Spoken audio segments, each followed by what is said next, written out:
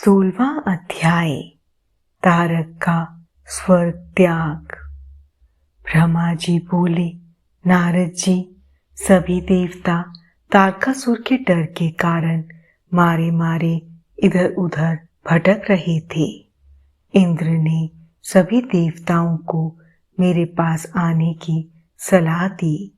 सभी मेरे पास आए। सभी देवताओं ने मुझे हाथ जोड़कर प्रणाम किया और मेरी अनेकों प्रकार से स्तुति करने लगे।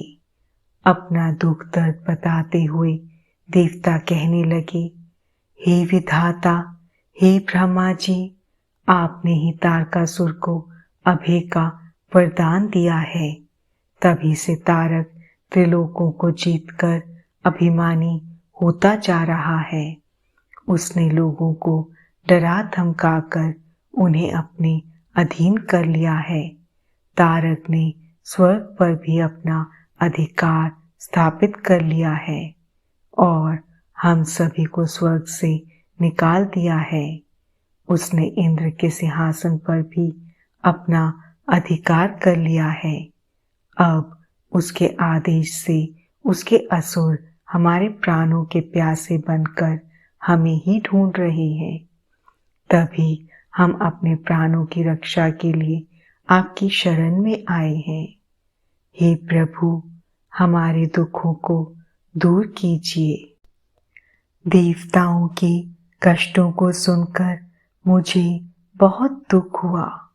मैंने उन्हें सांत्वना देते हुए कहा, मैं इस संबंध में कुछ भी नहीं कर सकता, क्योंकि तारकासुर के घोर तप से प्रसन्न होकर ही मैंने उसे अतुल्य बलशाली होने का वर प्रदान किया था। परंतु उसने बदांत होकर सभी देवताओं और मनुष्यों को प्रताड़ित किया है और उनकी संपत्तियों पर जबरदस्ती अपना अधिकार कर लिया है। इसलिए अब आप सभी इस बात से निश्चिंत रहिए कि एक दिन तारकासुर का विनाश अवश्य ही होगा। उसकी मृत्यु जरूर होगी, पर इस समय हम विवश हैं। इस समय तारक को मैं, विष्णु जी और शिव जी, इन तीनों में से कोई भी मार नहीं सकता, क्योंकि उसने मुझसे वर पाया है कि उसका वध शिव जी के वीर्य से उत्पन्न उनके पुत्र के द्वारा ही हो सकता है। इसलिए तुम सबको शिव जी के विवाह के पश्चात उनके पिता बनने तक प्रतीक्षा करनी ही पड़ेगी। प्रतीक्षा के अलावा अन्य कोई भी उपाय संभव नहीं है। यह सुनकर इंद्र सहित सभी देवता असमंजस में पड़ गए तथा पूछने लगे कि प्रभु, महादेव जी की प्रिय पत्नी सती ने तो अपना शरीर योग अग्नि में नष्ट कर दिया है। अब वे कैसे और किससे विवाह करेंगे और ये कैसे संभव होगा?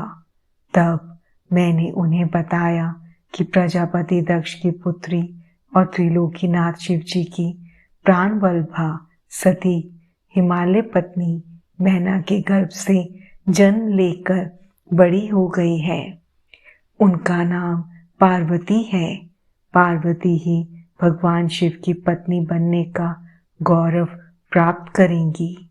अतः अब तुम भगवान शिव के पास जाकर उन्हें विवाह के लिए राजी करने की कोशिश करो।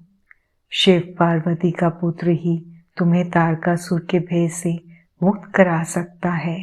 अतएव तुम भगवान शिव से प्रार्थना करो कि वे पार्वती के साथ विवाह करने के लिए राजी हो जाएं।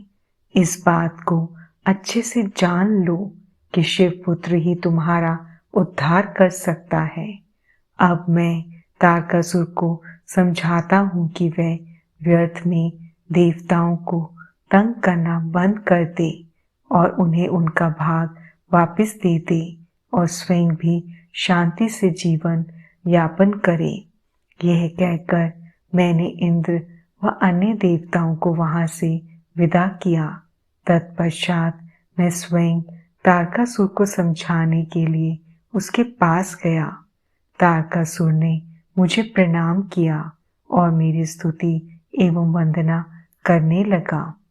मैंने तारकासुर से कहा, हे पुत्र तारक, मैंने तुम्हारे भक्ति भाव से की गई तपस्या से प्रसन्न होकर तुम्हें मनोवांछित वर प्रदान किए थे।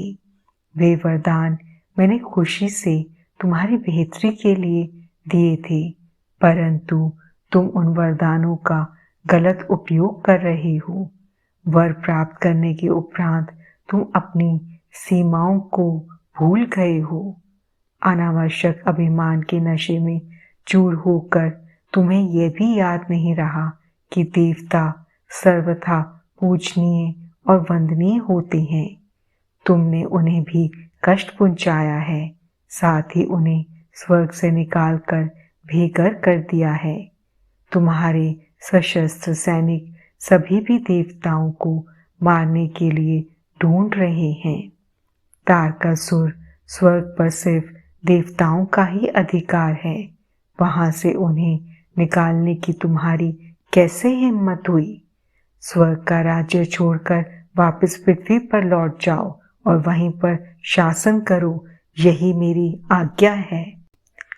तारकासुर को यह आदेश देकर मैं वहां से लौट आया। तत्पश्चात तारकासुर ने मेरी बात का सम्मान करते हुए स्वर्ग का राज्य छोड़ दिया। वह पृथ्वी पर आकर शौनिक नामक नगर पर शासन करने लगा। मेरी आज्ञा पाकर देवताओं सहित देवेंद्र स्वर्गलोक को चले गए और पूर्व की भांति पुनः स्वर्ग का शासन करने लगे।